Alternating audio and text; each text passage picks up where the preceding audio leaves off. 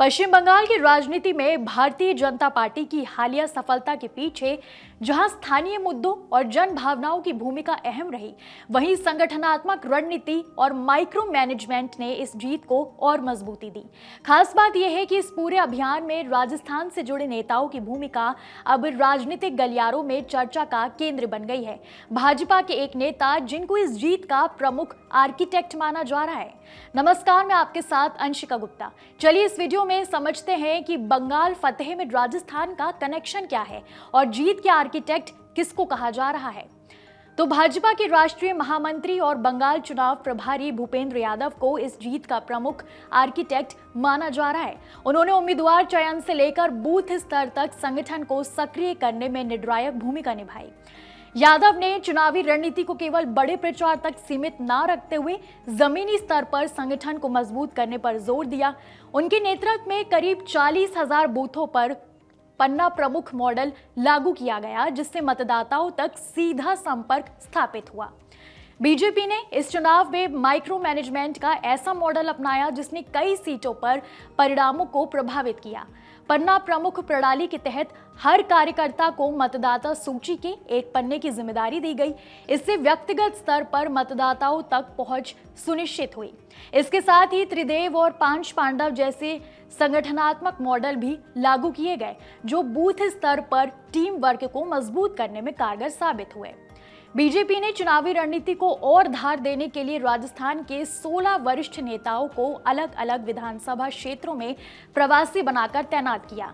इन नेताओं में राजेंद्र राठौड़, जितेंद्र गोठवाल, अतुल भंसाली, लादू लाल तेली, शंकर सिंह राजपुरोहित, डॉक्टर मनोज राजौरिया, अशोक सैनी, वासुदेव चावला, पवन दुग्गल, नीरज जैन, विष्णु चेतानी, कमलेश पुरोहित और देव किशन मारू जैसे नेता शामिल रहे।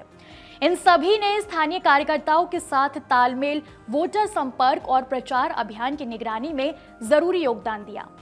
पूर्व प्रदेशाध्यक्ष अरुण चतुर्वेदी को नरेंद्र मोदी की सभाओं और बड़े कार्यक्रमों के समन्वय की जिम्मेदारी दी गई थी। उनकी टीम ने रैली प्रबंधन और कार्यकर्ता मोबिलाइजेशन को प्रभावी ढंग से संचालित किया। तो वहीं सांसद सीपी जोशी ने राष्ट्रीय पदाधिकारियों की सभाओं का प्रबंधन संभाला और केंद्रीय नेताओं के कार्यक्रमों को सुव्यवस्थित रखा। राजस्थान के मुख्यमंत्री भजनलाल शर्मा ने भी बंगाल में सक्रिय प्रचार किया। उन्होंने खास तौर पर सिलीगुड़ी और उत्तर बंगाल में रोड शो और जनसभाओं के जरिए भाजपा के पक्ष में माहौल बनाने का पूरा प्रयास किया। पूर्व केंद्रीय मंत्री कैलाश चौधरी ने भी संगठनात्मक रणनीति और चुनाव प्रबंधन में अहम भूमिका निभाई। बीजेपी ने चुनाव प्रचार में महिला सुरक्षा, बेरोजगारी, सरकारी कर्मचारियों की नाराजगी और राजनीतिक हिंसा जैसे मुद्दों को प्रमुखता से उठाया। पार्टी का दावा है कि इन मुद्दों ने मतदाताओं को प्रभावित किया। भाजपा प्रवक्ता नीरज जैन के अनुसार बंगाल की जनता परिवर्तन चाहती थी और उसने प्रधानमंत्री नरेंद्र मोदी के नेतृत्व पर भरोसा जताया। पार्टी ने पिछले 4 सालों से बूथ स्तर पर लगातार काम किया, जिसका परिणाम अब सामने आया है। पश्चिम बंगाल में भाजपा की सफलता केवल बड़े चेहरों के प्रचार का परिणाम नहीं रही, बल्कि ये एक सुनियोजित और बहुस्तरीय रणनीति का नतीजा है।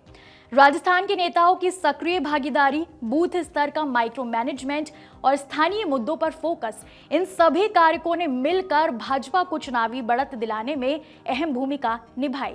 राजनीतिक विश्लेषकों का मानना है कि ये राजस्थान मॉडल भविष्य के चुनावों में भी बीजेपी की रणनीति का अहम हिस्सा बन सकता है। आपके राज्य की खबरें, आपके शहर की खबरें सबसे पहले जानने के लिए देखते रहें अमर उजाला।